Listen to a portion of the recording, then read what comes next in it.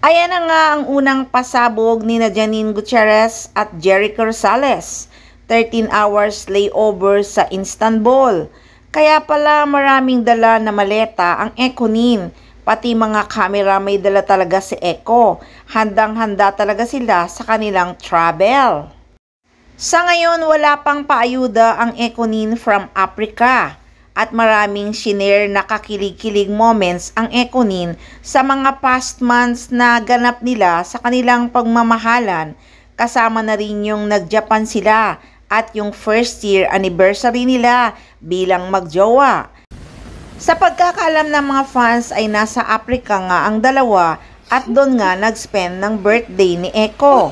Nako, kung birthday ni Eco nasa Africa sila, paano na ngayon ang birthday ni Janine Gutierrez sa October 2 na sa pag-aakala nga ng mga fans ay sinabay na nga ng Econin ang kanilang birthday celebration. Hindi kaya dumiretso ang Econin sa Spain? Bakit nag-layover sila sa Istanbul?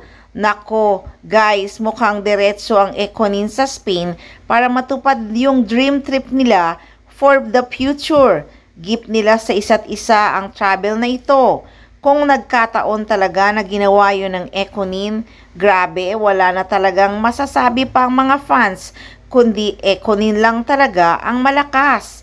Ang ligaya talaga ng Econin ngayon. Endgame na talaga ito.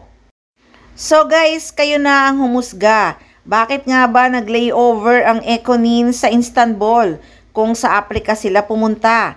Diretso na kaya ang Econin sa Spain dahil yun din naman ang dream trip ni Janine Gutierrez and a future, yung makapunta sa place ng kanyang mamita. Sa kabila ng kaligayahan ng Econin sa kanilang travel at nag-i-enjoy nga ang dalawa, ay nakaagaw pansin naman ang isang comment ng isang netizens. Comment kasi niya, yan na ba na ambunan ni Saldico? Pinang-travel na ni Jericho Rosales at Janine Gutierrez? Honeymoon to the max kayo ngayon. Blind item later, hiwalay na. Hays nako, saan kaya niya nakukuha yung mga ganyang pag-iisip? Anong palagay mo kay Jericho Rosales at Janine Gutierrez? Walang pera?